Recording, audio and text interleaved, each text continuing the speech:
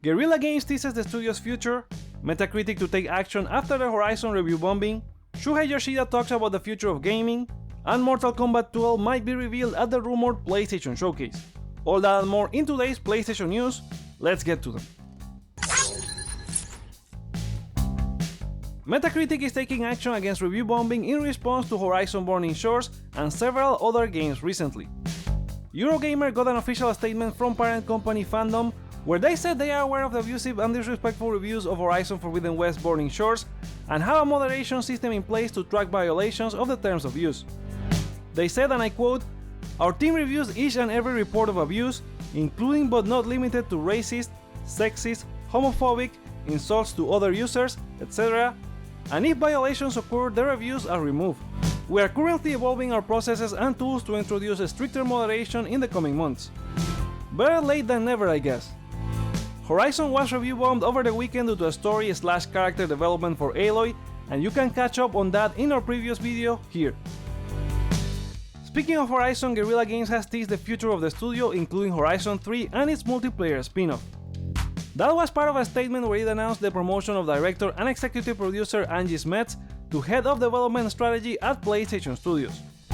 Smets had been at Guerrilla since 2003, where she worked on both Killzone and Horizon franchises. At the end of the statement, they say they have full confidence in the new leadership at the studio, as they steer Guerrilla towards a brighter future that expands the world of Horizon with Aloy's next adventure and their exciting online project.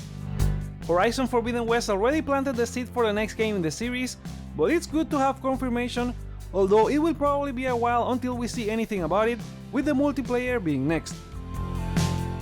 Guerrilla appears to have big plans for the Decima engine as well, as the statement also appointed Michiel van der Loo as technical director to focus on future technology and strategy for the Decima engine.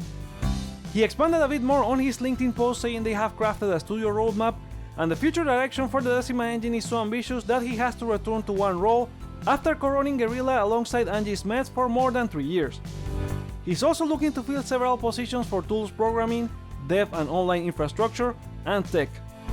Decima engine has powered Killzone Shadowfall, both Horizon games, Death Stranding and its upcoming sequel, with stunning graphical capabilities, so it will be interesting to see if they bring it to other Sony or partner studios. There's growth at another PlayStation studio, specifically California-based Insomniac Games. Spotted by Reddit users, the company is now reporting to have 520 employees on their LinkedIn page, up from around 400 in 2021. By comparison, Naughty Dog, considered to be among the best, has around 750 employees. The growth is an expected move after being acquired by Sony a year prior and making honor to their name by shipping Spider-Man Miles Morales, Spider-Man Remastered, and Ratchet & Clank Rift Apart in just the first year the PS5 was released. They are working on this year's Spider-Man 2 and 2024's Wolverine, plus a rumored multiplayer title, so they can do with some extra hands.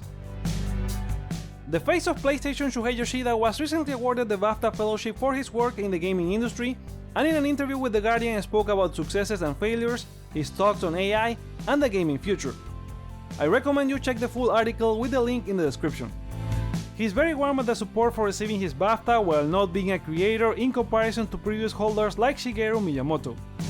During his years at PlayStation, he has helped studios work on many games that have reached Game of the Year, including the original God of War, and in total he's been involved with 6 or 7. But for every success there are many failures, prototypes that get cancelled, ideas that never take off even if PlayStation welcomes new ideas, something that has been hard for him to make a team stop or change their project. He fondly remembers Journey as a highlight of his career after seeing how hard it was for that game company to make, and the crowning achievement of receiving Game of the Year after release and the impact it made on the people who played it. The interview also touches on the cost of making games on the rise, comparing God of War 3's high at the time $44 million budget to the skyrocketed $200 million for God of War Ragnarok, and how independent developers achieve better games with smaller budgets, but at the same time it's hard for them to stand out. And soon there will be more, as new AI tools allow people to create games with little to no art or programming experience, but for Yoshida it always comes to the talent, the creativity and direction, and being able to use a tool really well to stand out. Shu hopes the gaming industry continues to support creative ideas as it keeps growing, because no one wants to see the top 10 games every year being the same, or every game being a live service, which would be boring for him. You know what won't be boring? Waiting for a Mortal Kombat 12 reveal. as many industry insiders have indicated the game is primed for an official announcement at the rumored PlayStation Showcase happening this May or early June. Xbox Era co-founder Nick Baker commented on this with co-host Randall Thor during a recent episode of their podcast, and they expect Sony to have marketing rights. Windows Central Jess Corden also hinted the game could be revealed around May, which points out to the PlayStation Showcase.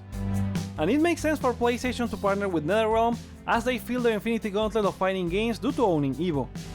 WB Games confirmed Mortal Kombat 12 will be launching later this year in an earnings call this past February, and the game's website has been updated with classic characters with a reboot also being part of the rumors. Another game you may be able to play by the end of the year is Armored Core 6.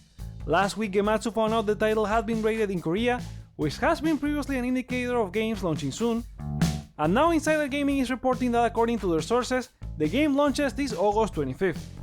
It appears the title is also rumored to make an appearance at this Summer Game Fest, or maybe before that, but not 100% confirmed.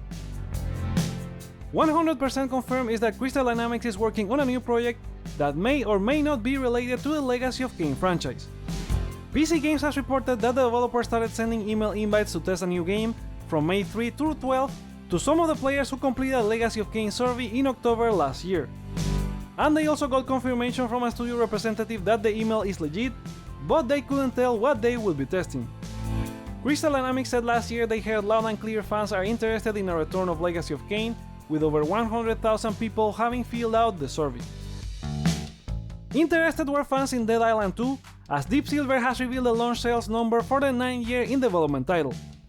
Per a press release on Monday, the publisher said the game reached 1 million sales in just 3 days, plus they also shared some player stats like 11 million hours of playtime, 28 million deaths, and over 1.1 billion zombies slayed. Good to see after the hell the game was for almost a decade. Let's stick to more sales results, as Koei Tecmo said both World of Fallen Dynasty and Wild Hearts were successful, but didn't comment about sales numbers. That was as part of their fiscal year 22 results, where the company still reported a 7.8% revenue growth year over year, thanks to titles like Atelier Ryza 3 and Fatal Frame Mask of the Lunar Eclipse, but net profits declined by over 12%. Wild Hearts launched in February and managed to get into the top 10 in NPD US sales, but World of Fallen Dynasty didn't have the same luck, and both skipped the European top 10 charts in their respective months. It's unlikely they were a complete failure, but still behind expectations.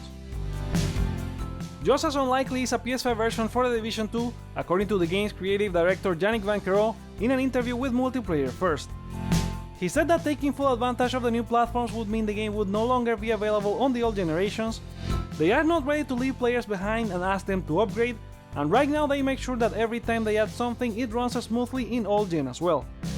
The interview also shed light on the fact that the Division 2 support was supposed to end in 2020, because everybody at Massive was busy between Star Wars and Avatar, but the game remained successful after Warlords of New York expansion, so they could talk internally about keeping support. Speaking of support, Capcom has rolled out a few fixes for Resident Evil 4, including eliminating bugs, incorrect text for certain trophies, and the progression breaking bug from Chapter 12 they warned us about a few weeks ago. The sad news for trophy hunters and speedrunners is that they also patched an exploit that people were using to warp through walls and beat the game in record times. And in record time you need to ban any words related to Star Wars Jedi Survivor from your social media pages if you want to avoid spoilers, since the game has leaked early from retailers. The official Twitter account for the game and several EA employees have jumped on the social platform to ask people to be respectful and not spoil the game for others. And in a small update to the previous video where it was reported the physical version of the game may require a download to be played, the FAQ confirms this, but after the day 1 patch the game can be played offline. So nothing out of the ordinary. And those are the PlayStation stories for today. Come back on Friday for a new video, but remember to share your thoughts on any of these news in the comments below, like or dislike to let me know your feedback, check out other videos you may enjoy while you're here, and consider subscribing for more on PlayStation. Thank you so much for watching, my name is Joseph, this is Hype for Games, and let's get hype!